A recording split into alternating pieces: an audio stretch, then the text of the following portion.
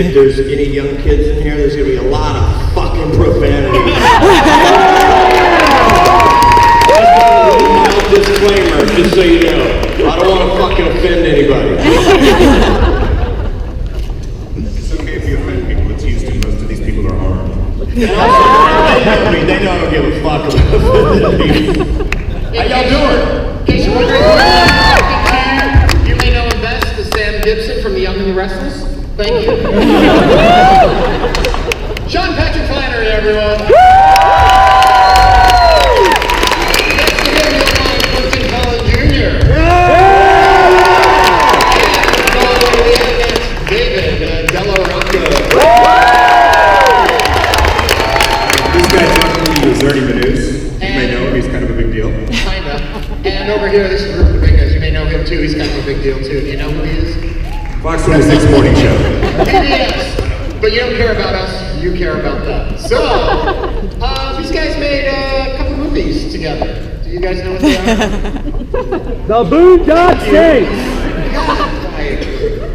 So we're going to take some questions from the audience, have some fun, get to know these folks, but let's start off right away with Sean. Are you surprised people still care about these movies? I'm shocked.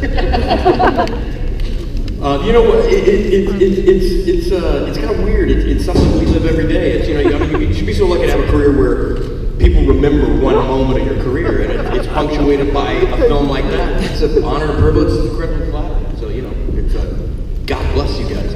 We have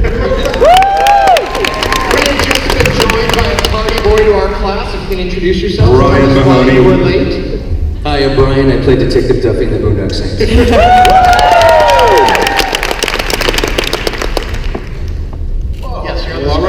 Where's Norman? I don't know, but Jumbotrons just kick ass, don't they? I wish it was on a delay so I could turn around and I could see myself pointing this way. I'm ninja quick, but I'm not that. So Clifton, how do you feel being up here with these folks? I love it. I mean, anytime you get a chance to interact with the fans, it's a fun time. It's just a different reality, you know? What about the guys beside you? You guys feel about down here. Interact with the fans also. Pretty universal. Yeah. So basically, the first time I saw the movie, and I just want to throw this out there, because when I saw the list for who was coming to ComicPalooza and who could do the panel, I was the first one that said, I want to be on the panel, I want to do it, because I love the film. But I actually walked into Blockbuster. It used to be a place where you could rent videos.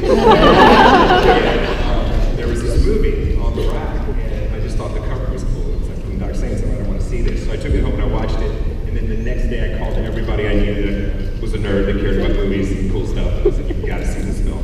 So I'm happy. He was late. By then, everybody he was telling was like, duh. Right. So my question to the panel, we're going on almost 20 years ago. So making Boondock Saints, was this something where it was a script that you guys were like, I want to be in this movie, or it's, at that point as younger actors, you were just like, I just need to get into a movie and make some money? Nah, it's One is rope. you always fucking needed him, don't you? You know, I mean, I read the script and I loved it. And, you know, me and Reedus campaigned to get it, but they wanted like Marky Mark and Patrick Swayze. And it's a true story, man. They have these lists, you know, like where they're like, okay, we want to cast God, and then we want Jesus Christ. You know, they go down the list, and then they get to Marvels, and then they get to, you know, we're like on the Q list. And then they came to us, and luckily enough, everybody passed on it, or they had conflicts, and then it came around to us, and we got to do it. But yeah, you know, you read a script like that, and you want to be a part of it. But having said that, you know, you never shoot a film expecting it to be anything, because it's like a tip of an iceberg. Whatever you guys have seen us do, we've done, you know, 900% more than you've never seen. You know, I made a career out of doing shit nobody sees. True story, man. You know, so, you know, you do it, and although it's a good script, there's 1,000 different variables that go into making something good, and one thing fucked up can turn into a shit film. So you do it, and you hope it's executed properly, but you certainly don't anticipate it being a cult hit, you know, because a cult is a recipe that you can't really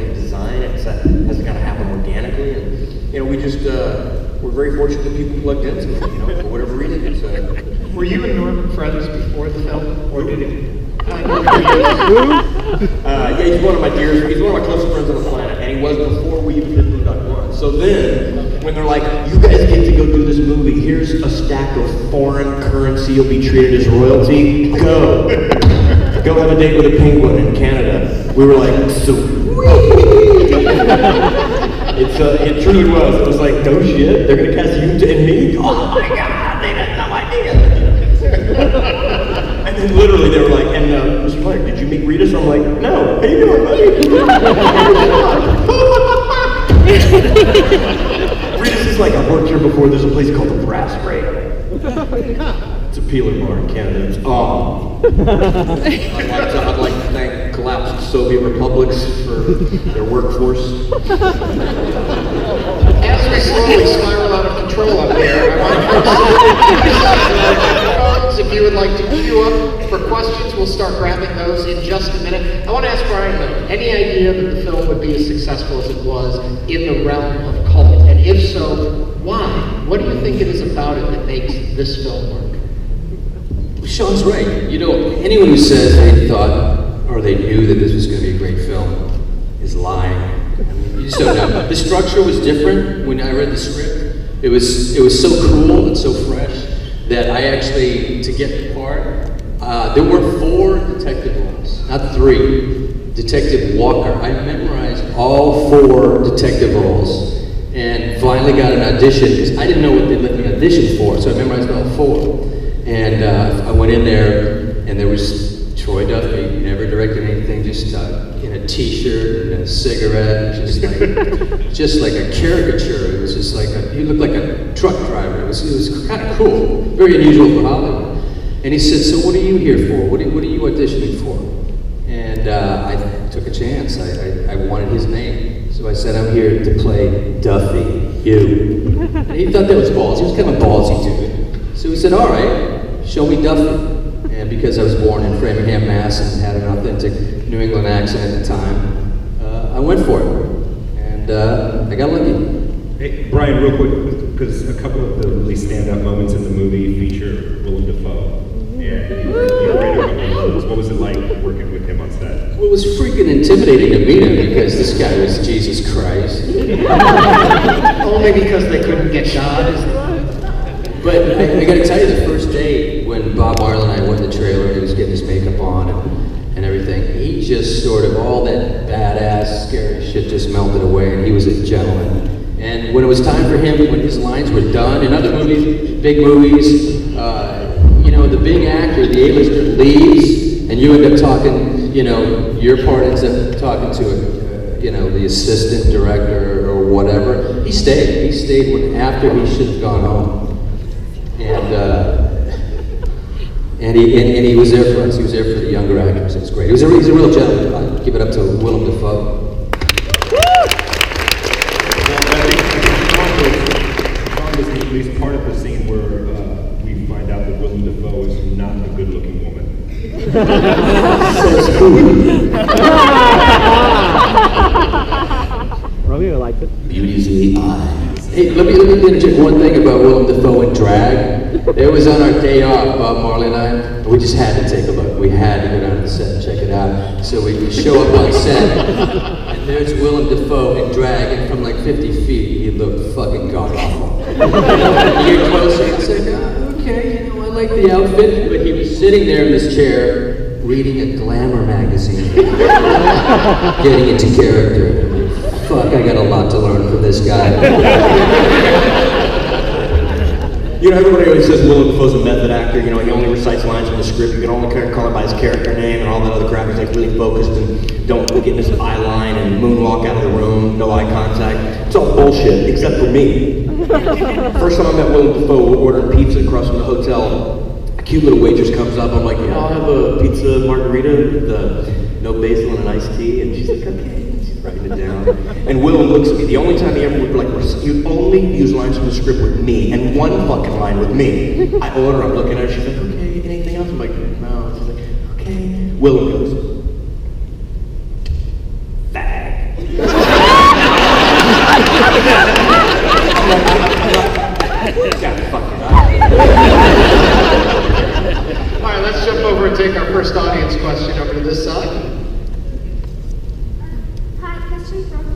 What did you really mean by catch you on the flip side? Were you foreshadowing your own death? A beautiful scene, by the way. No, I couldn't hear that. I couldn't either.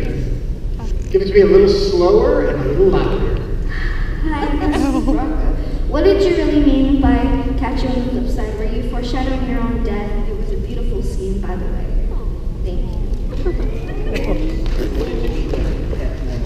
Yeah, when you were talking to him on the phone. Sometimes catch him on the flip side. Nice. Maybe. I don't know. Yeah, Let me tell you, everybody like that Rock says in Boondock, the meaning behind it was page 23.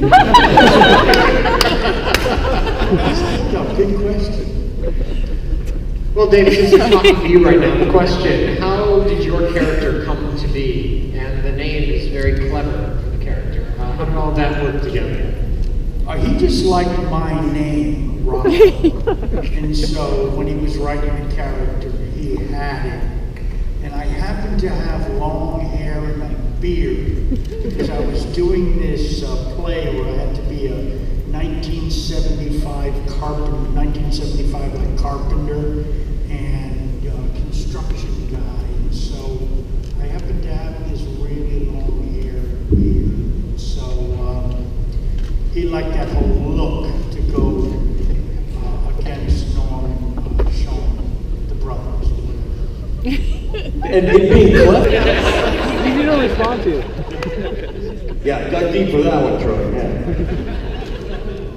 Okay, he wrote the character after Rock, because if you've met Rock, he's a pretty stellar individual. We've had heaps of fun with this cat. Like, the shit that comes out of his mouth, and Troy just got it documented. He's like, ooh, another good nugget. Somebody looks like they're waiting for their next question, gentlemen. Hi, Sean. Just want to say I'm super excited for talking to Indiana Jones. Thank you, brother. Thank you. I got to see the overnight documentary back in 2003 on the festival circuit. What do you guys think about it? Is that how it really went down? What was Troy really like to work with? Rock, Brian, I love that movie. I do. I love the doc.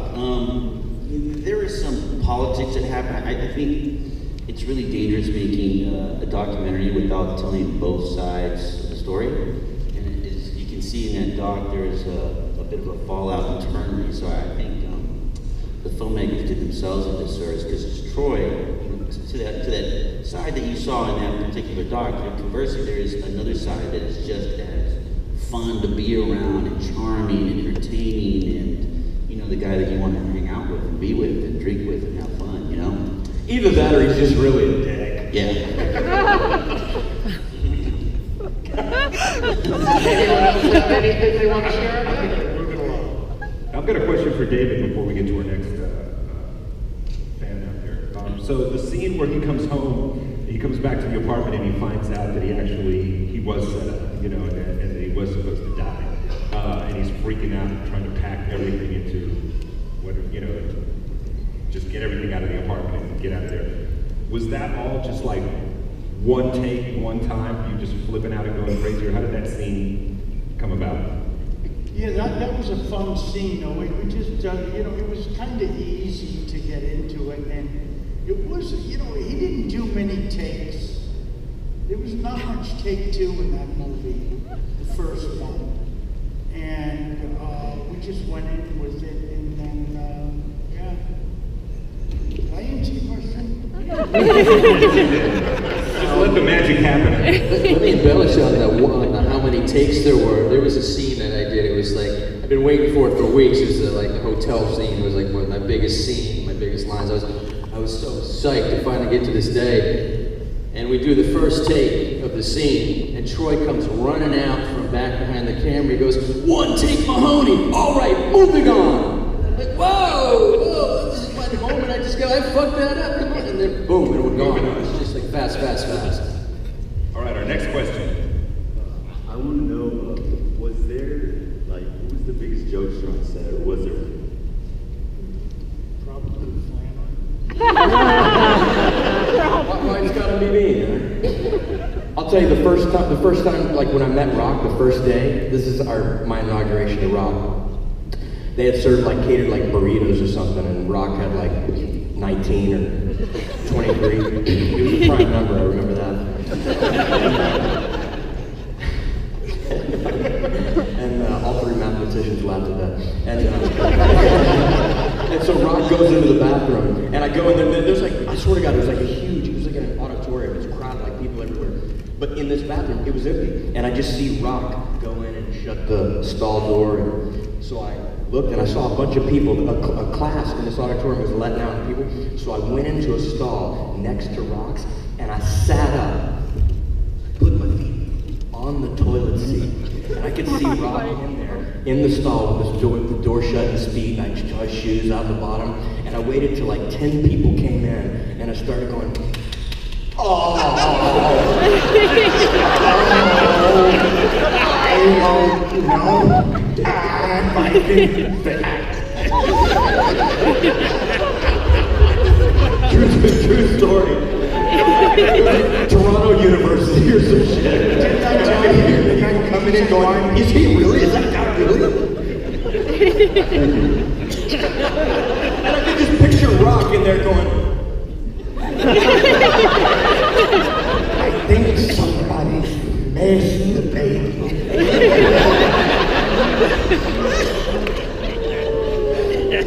But it was probably somebody else that was the biggest prankster, not me.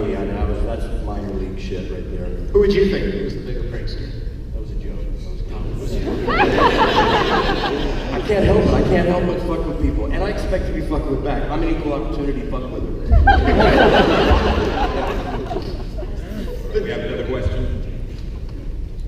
First off, I just want to say that I watched this movie the first time whenever I was in high school, 99, when it came out. Loved it, have loved it ever since. And I just want to say the favorite scene that I had, the funniest one, was whenever y'all shot the cat.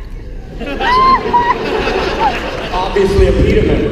I actually have 2 cats at home, so, you know, I still thought it was funny. Fucking, I'm still sorry for those fuckers. I just want to know what y'all's favorite funny scene was. Okay, well, anybody? Cliffy. What was your favorite scene? She loves what was the funniest scene to you? Her favorite scene, the funniest one, was the cat explosion, which by the way was very real. We had an air cannon that was about 12 inches diameter. You could stick all kind of shit in it, and it would launch stuff. Swear to God. So obviously, me and fucking Reedus took it out back by what they call in Toronto the beach, which is like a fucking lake. But they're like, oh, go to the beach. You're like, okay, we're going to the beach. And we just launched shit, turkey sandwiches out of the water. It sounded like a fucking cannon. We're like, oh my fucking God. We had a pool ball. We launched that. Didn't go very well, but all kind of shit. We just launched it like 40 yards out of it, and it sounded like a fucking 8-gauge shotgun. And then we get onto the set, we're loading it with spaghetti, tomato sauce, ketchup, all kind of crap to make it look just heinous on the wall. And Rock goes, Sean, when that goes off, is it loud? I'm like, no. No!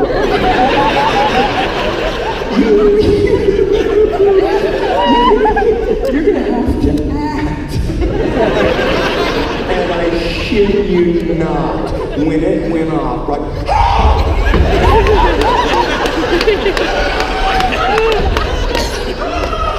that was his real reaction. And then when we cut, he's like, we have to do that again, because I wasn't acting. I was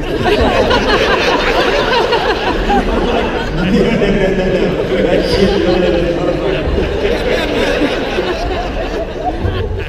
One take, it was fucking funny. Me and Reedus peed ourselves. We were honestly shaking with laughter back in the trailer after that at Rock, because Rock was fucking shook. He was fucking shook. Isn't it funny, all this prankster stuff? He was whiny. all the stories, agitating. Yep. All right, a question no one has asked yet that I'm sure is going to be asked at some point, so I'll jump in and ask. Boondocks 3.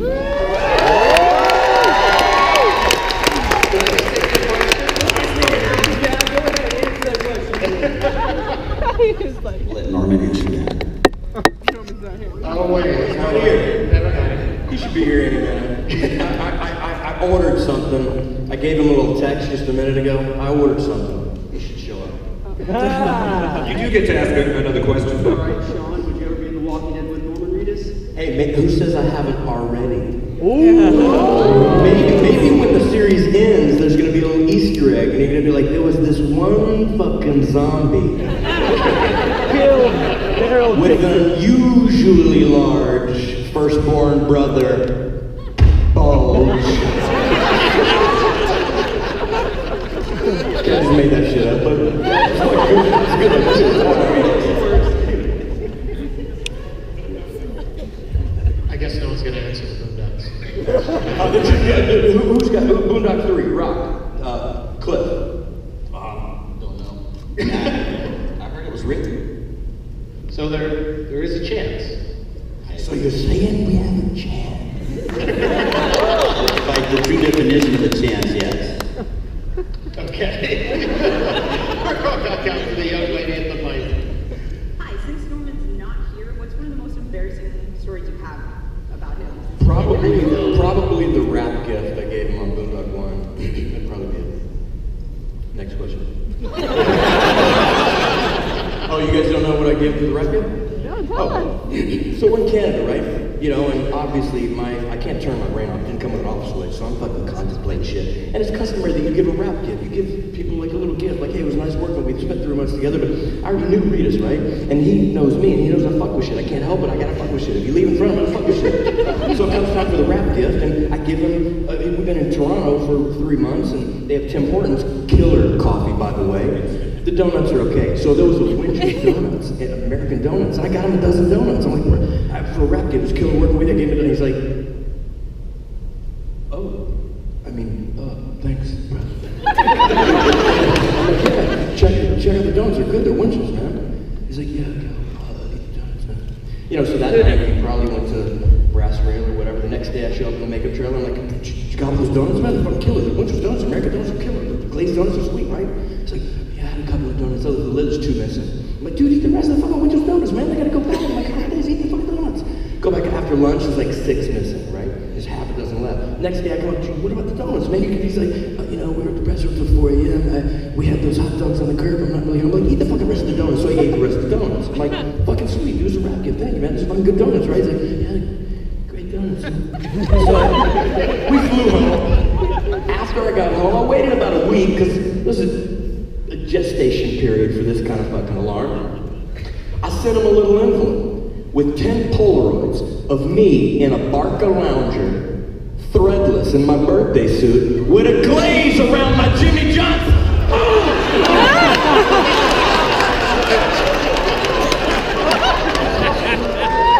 And you know what? Never fucking got a phone call about it. That's when you just fucking under the curb, you pretend that shit and never. Did you ever get that envelope? What envelope?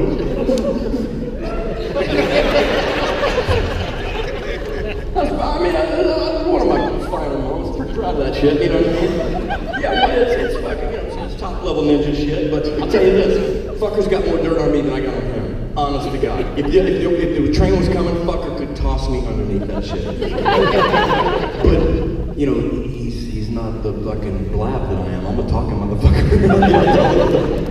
But in all honesty, man, people always say shit like, make fun of him, that's not fair. It's like, you know what, dudes socialize by picking on each other when they don't really mean it. You fucking chicks socialize by complimenting each other when you don't really mean it, right? Yeah. That's what we do, that's what best friends do, they fuck with each other. And he fucks with me too, he just doesn't make headline because he doesn't talk about it. And thank God. Anybody else have a donut story? All right, we'll go back out to the audience then. Next question. So I'm with my boyfriend out in the audience, and he's never seen Boondock Saints. This is his first experience with Boondock Saints. And before I show it to him, I want to know, how the hell did you get the kind of chemistry you did in that movie? Like, it's not the action, it's not the story, it's the chemistry that makes it for me. How did you get that? We did it. Especially with you and Norman, like, the rope thing. It's that scene. It's like a bloody fucking rope. You know what I mean? That's something, in all honesty, it's some shit that you can't fake. You can't fake that. You know, if you dig somebody, if you get along, I think it translates. I really do believe that there's a certain pathos behind the eyes that you can't fake. You can't throw some artistry at it, and it's either there or it's not. And it's true that the outtakes of that fucking film are better than the film, because it's two dudes fucking with each other 24/7. In part 2, when we're in the coffee beans, if they have those fucking outtakes, man, I mean, it's just what dudes do. And, you know, he's been a buddy of mine for a long time. You know, I don't know that it would have worked. And I'm not saying, you know, the acting prowess was stellar or anything, but that kind of chemistry is something that you can't fake. You know what I mean? Same thing with Cliffy. I knew Cliffy from before Boondock 1. You know what I mean? And when you assemble people that, it's funny, when you do a movie, it is an organic process, but whenever... Oh,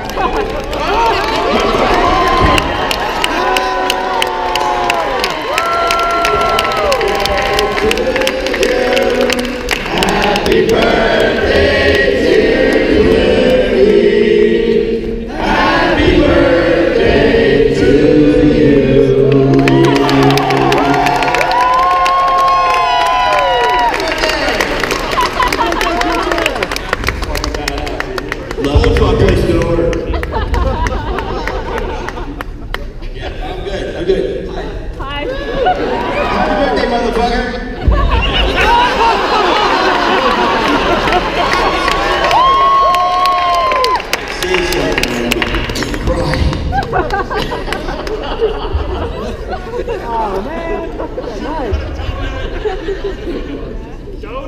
What flavor is it?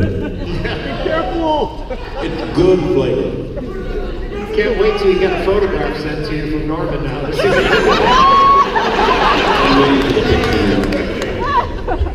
Thank you guys, that was really sweet. All right, I think we have another question from the audience. It is Cliffy's birthday, by the way. I was making that shit up when I saw a place in Oregon. There you go. People say that, oh wow, you're working on your birthday, it's too bad. Maybe when you get back, you can do something fun. I'm like, I am doing something fun. I'm hanging out with my friends. Any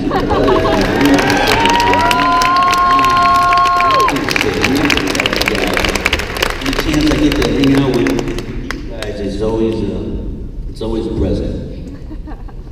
In any case, thanks guys. It always is impressive. Like Cliffy, tell them about what you assigned Rocco to do last night. Well, we're just friends, bro. We think about each other. And then I was sitting with Rocco at dinner, and there's this cute young waitress that came up to Rocco. I said, for my birthday, Rocco, for my birthday, I want you to close a deal with that waitress. And then she comes to the table, and Rocco goes, my friend Cliffy, it's his birthday, and he wants me to close it with you.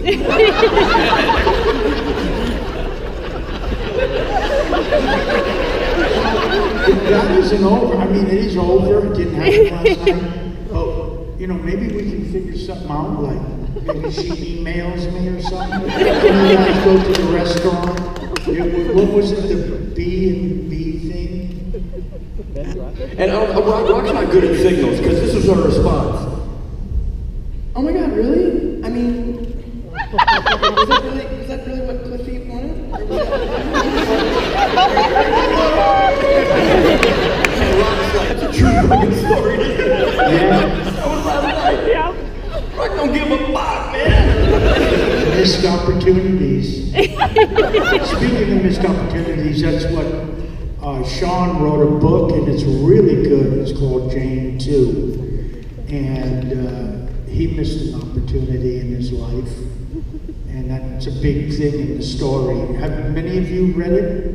Raise your hand. Did you like it? Yeah, it's a really good book. I was impressed. I didn't think it'd be any good, really. He's like, I've known Sean for years. I thought it would be shit.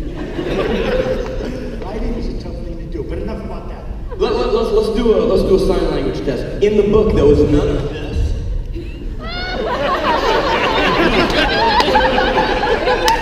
That should have been translated.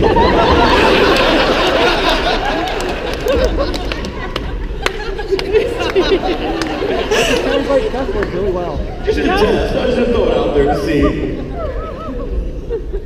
I think she's making shit up. She's making shit up. Are you cleaning up my dialogue? Are you?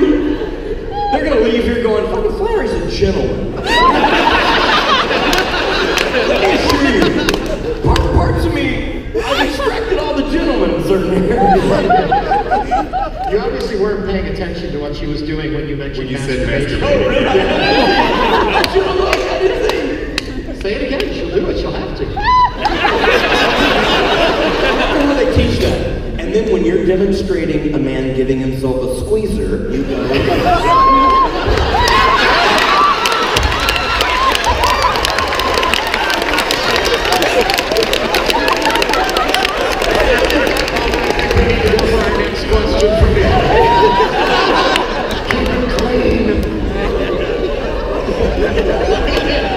We gave a forewarning. I don't even want to know what that part is. To our gentleman at the mic, save us quickly. I don't know who would do that. Focus. One of the best scenes I remember from the first movie is a scene that didn't actually get put into the theatrical release. The scene where the brothers are talking to their mom, and she's pretending that she's going to go shoot herself. First, how did you like that scene? And second, why was it in the movie?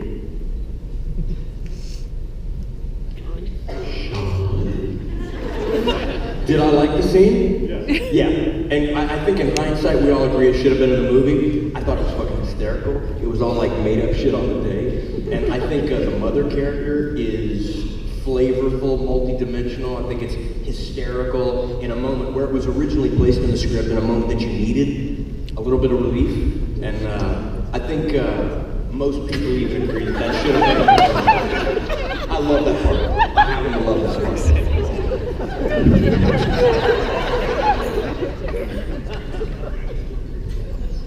It's a good place. Next question, please. I'm nervous as fuck right now. First off, amazing movie. I have a question about the scene when y'all are in the jail cell sleeping and y'all end up getting awake. Like, what is the whole point behind that scene and what was supposed to be going through y'all's mind when that happened? No idea what you said, brother. All right, I wanted to let you finish because it was so painful. You want to do it again. I want to make you the whole point.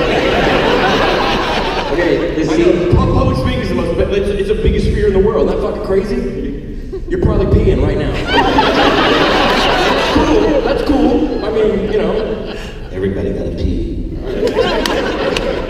You're not helping any. Okay. All right, the scene when y'all are in the jail cell and the water's dripping and all that, and y'all are woken up. What is the whole point behind that scene, and what are supposed to be going through y'all's minds when that happens? You know what I think? I don't think an artist can discuss his craft any more than a plant can discuss horticulture. See, right now there's some fucking green thumbs out there. They got it, all 6 of them. But in all honesty, I think if you have to explain your art, it's missed the mark. And there's plenty of people out there that think Sympathy for the Devil is about a guy losing his dog, and if it moves them, I certainly don't want to interrupt that and tell them the true meaning. It's to be interpreted individually, and I think it's kind of clear, but I get that question a lot, and I certainly don't want to bastardize their imagery in any way by putting my thoughts on it. But of course, mine, I didn't write it. Troy wrote it, and I frankly don't care what he thought. I know what I think. You know what I mean? I understand. Curious, preparing for this film, or for the second one too, how much of it is, because obviously you guys had a great time doing it, the fun, the joke, all of that stuff to it, but how much of it did you guys put in beyond what's on the written page? How much more did you know these characters or need to know them to give us the performances that are in this film? I don't know about everybody else, but I think Sean or maybe Norman, I had quite a bit of input. I mean, we all had to kind of approve the second draft, or the second sequel rather. And so I was going back and forth. And you got some jokes that might not hit or they might fall flat, or there's some jokes that were kind of like half-baked. So you just kind of make fun of the joke to Troy and show him how it's not funny, and then we'll come up with something. Or just give him something new. But, it's, sometimes the dialogue can be a bit precious to the writer/director. But when you've been doing it long as Sean and everybody here at the table, it's like, you kind of know it's going to hit. I think this game, when you say, Sean? Yeah, I think so. My process is, I go to a dark place, and my process takes place on the street environments, and I immerse myself in things for months prior to a role. I made that shit. I'm the least method fucker you'll meet. My preparation is included in between page 1 and fade out. If it's written correctly, that's kind of all you need. But yeah, most of it is, the more well written a project is, the less you have to think about it. You can do your preparation on the way from your trailer to the set if it's written well. And it hits nerves automatically the first time that you read something. Now, there's a lot of things that we brainstormed on, and we came up with a lot of things that, we all wrote the Mantosh with Rock. We all wrote that on the day. And some of the, we were thinking, what is all like a real man? Like one of my favorite lines didn't even make the Mantosh because I thought it was too fucking offensive. Show of hands if this shit's offensive. My line was, a real man doesn't say he'll only put the tip in, and then only fucking put the tip in.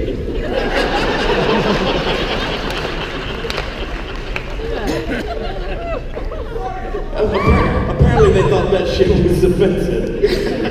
I'm like, fucking bunch of pussies. Brian, any thoughts on this? No. Okay. Question from the audience time. Mike, actually, we're just talking about my favorite scene in the second movie, the whole Rocco speech when he's basically getting the boys back on their shit. But how long did it take? Did you do more than one take on that? Because you guys seem like you were kind of cracking up some points, and then Rock. What scene was that in 2?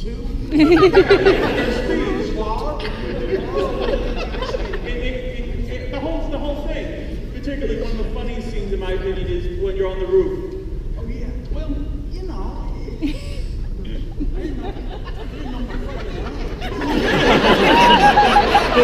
Can I guess, let me tell you guys how before the toilet scene, before the toilet prank when I first met Rocco, I swear to God, I'm on the set and I'm sitting in one of the director's chairs behind the monitor, and Rock walks up to me and I see him coming, and I knew who he was from far before, and he walks right up to me and he goes, Sean, do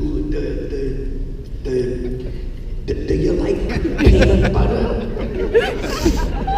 I said, yeah, Rock, I enjoy peanut butter. He goes, yeah, me too.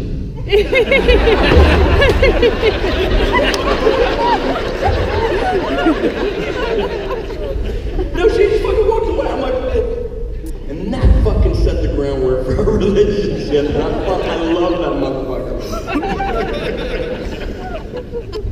Everybody loves Rocco. He's got one of the most creative minds. You don't know what he's going to say next. I was riding down the street with him one day, and he looks out at these apartment buildings. He goes, B. Mahoney, who do you think lives in an apartment building like that? Do you think it's a dentist? Yeah, I think maybe a dentist, Rock.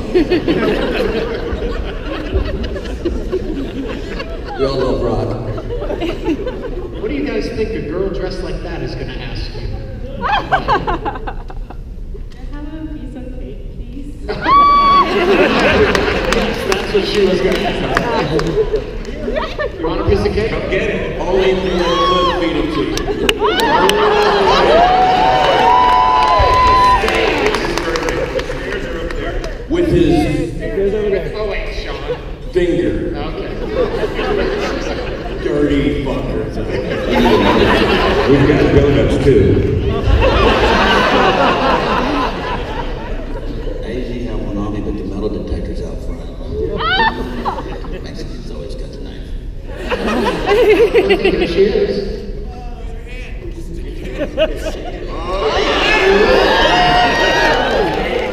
She's hungry.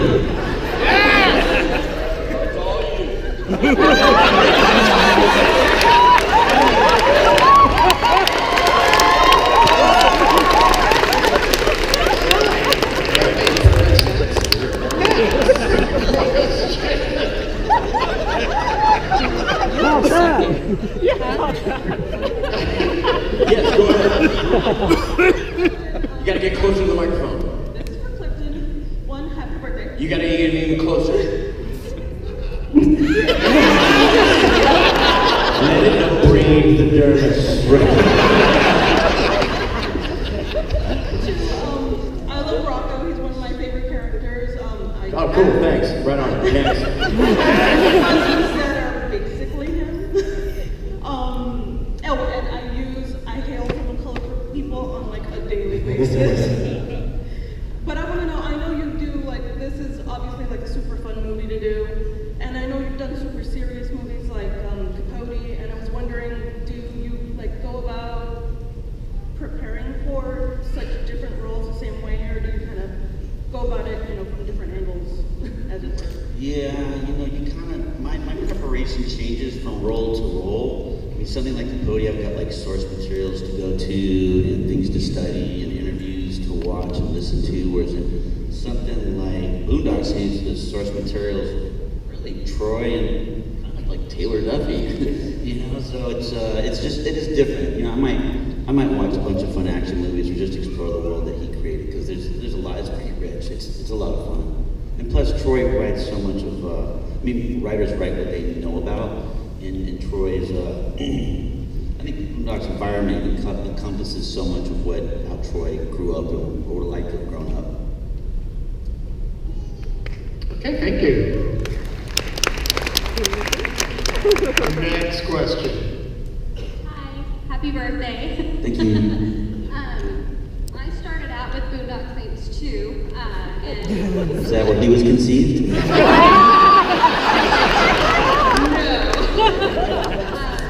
But I got my son hooked on it, and he's a big fan of both 1 and 2, but he likes the second one much more because it's a little bit more lighthearted than the first one. And he told me that he cried on the first one because Rocco died, and he loves Rocco. Why do you think that the second one is a little bit more lighthearted in terms of, Romeo's character? He's more, out there than Rocco is. Like, why is it a little bit more lighthearted in that sense? Is that for me? I'm sorry. I mean, do you think it's lighthearted? I think she's asking you, why is the Romeo character written a little bit more lighthearted? Oh, that's the question. Yeah. And the overall sense of the movie is a little bit more lighthearted than the first one, because the first one was so serious with the sidekick Rocco being killed, and Romeo's still alive, and he's, and for the Roman, it's unconscious. Troy Duffy's got this whole thing of him, speaking in the courtroom, and it makes the little girl cry, and he continues on pretty much, and Rocco, he comes back in the sequence of dreams. So why do you think that is? I mean, in regards to being Romeo being more lighthearted, Troy, he came to me and said, "Cliffy, I wrote you into the script." I'm like, okay, so there's a lot of antics that happen. Kind of what Sean was saying earlier. Troy's really good at just kind of picking up what goes on around and lifting it, and on top of his own creative, writings that he puts it all together. He's just kind of masterful that way. So he would take a lot of just our jokes and kind of throw them in there and change them and evolve them and rewrite them. So I think a lot of that just comes from the fun times just hanging out, really. And who wants a downer sequel anyway, right? Nice and fun. You're spending 2 hours in there, so you better have fun. Thank you. Thank you. But thank you, little homie, for being a Thank you, fan. brother. Thank you. Rage. That's her name, by the way. Okay, next question. My question is for Sean. Nice and loud. I know you don't normally have to sit in one spot very long because you're so energetic. So you could get closer to the little silver ball. I'll leave that alone. I know you're energetic. You don't want to have to sit in one place very long. You're always moving around. I loved your tattoos in the movie. How long did you have to sit there to have those applied? Were they every day, or were they, you have to sit there a long time? Yeah, I missed the center part. She loved your tattoos in the movie. She could tell you're rather hyperactive. She wanted to know how long you had to sit there to put those on each day, or did they last for multiple days? Well, here's the deal. I'm a white Irish dude. I have really dry skin. So it lasted a long time. Reedus had to have his shit put on like every 2 hours. Seriously, it's like my shit, you couldn't get it off, like those tattoos. They're like rub-on tattoos. But they would also do it with an illustrator. So they would fill it in with a little paintbrush. So it took probably 3 hours to put them on. But mine would honestly, I would shower and things would stay on. I mean, they looked more real with a little bit of wear. Mine would stay on 5 days. You know, there's good and bad. I mean, the bad is I got dry skin, I got wrinkles, all over my fucking dry skin. But the fucking Reedus, the bad side, I can't wear a motherfucking temporary tattoo, bitch. But they were cool. Whoever designed those, they were really cool looking. So what do each of you take from this experience having been in these films?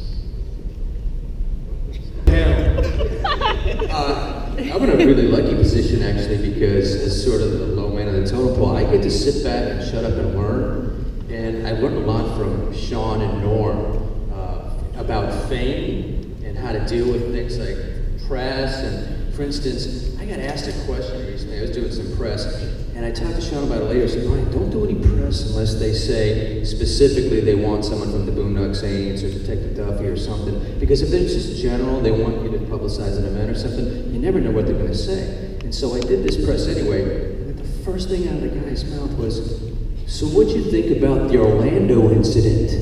I'm like, holy shit, the Orlando incident? And it's like, I talked to Sean about it later, it's like, there's no correct answer. It was this horrific event in our history. But no matter what you say, you're going to offend somebody, and it's just a bullshit question. This next question was, how old are you? I'm like, fuck, this is the press you guys deal with all the time? It's like, shit, this is tough stuff. So I get to sit back and watch Sean and Cliffy and Norm, and I'm learning a lot from these guys. It's tougher than it looks, man. Cliffy, same question to you. Every film is I hope to take away a lot of things. I mean, you build relationships. You're spending 8, 10, 12, sometimes 18 hours a day together. I mean, you don't do that with your best friends. You don't do that with your wife or your girlfriend, unless you're really into each other, but you have to. And on set, it's especially when you love what you do and you're collaborating, you got all these creative energies. I just hope to grow and just be a better artist and a better person with everyone, and just have a greater sense of what I do and how I do it, and to hopefully keep entertaining and create new characters every time. All right, well, I know they're wrapping us up, but if I don't ask this question, I'm going to regret it. We've talked a lot about the great actors on the film. We've talked a lot about the process. What was the process for the great run, Jeremy? What was that like? Zip, lob. There it is. That was just a process. As a red-blooded Texan myself, obviously I had to ask the question. Fuck yeah. I obviously had to ask him. I don't give a fuck. I mean, when you meet Ron Jeremy, I'm like, dude, what the fuck did you do? Like the first, because all dudes, you're dudes, so you're in high school going, you know what I mean? Like the first, what does a woman, like when you can't use that for anything, right? It's like fucking like, and I'm like, how big? It's fucking like, it's just like unusually like frighteningly huge. He's like, oh, it's only 2 inches from the floor.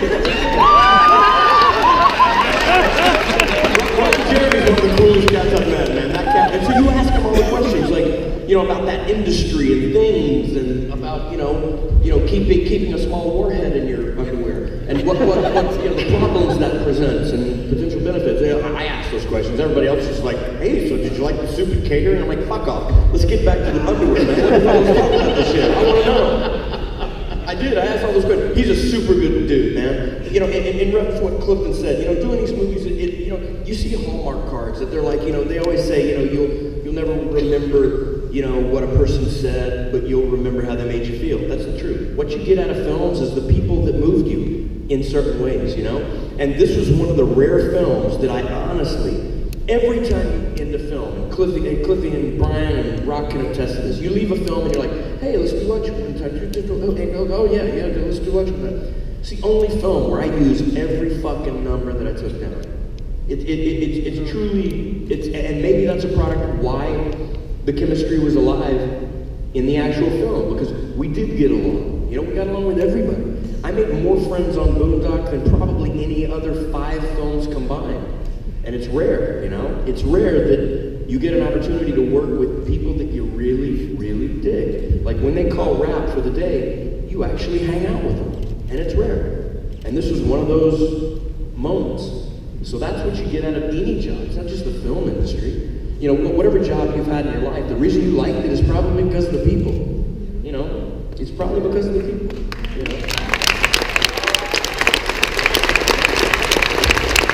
Speaking of people, I had the privilege of actually sitting down with Sean a couple months back, and when my series returns in September of interviews with Ernie Manus, Sean is one of my guests. So make sure you tune in for that to hear more of his stories throughout his career.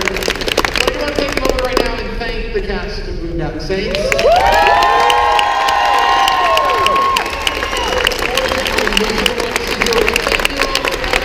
Guys, let me just interrupt real quick for a second.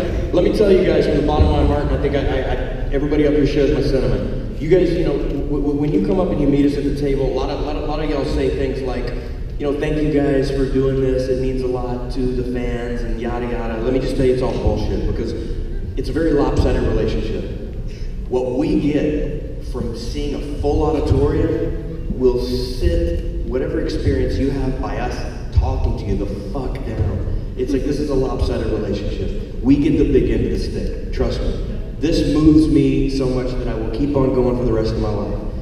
Some of you guys traveled a long way to just come in here and talk to us about shit that we've already been paid to do, You guys get the short end of the stick, but I swear to God, you guys, I'll take care of my big end, and God bless you, because it feels good. Thank you for the time. Thank you!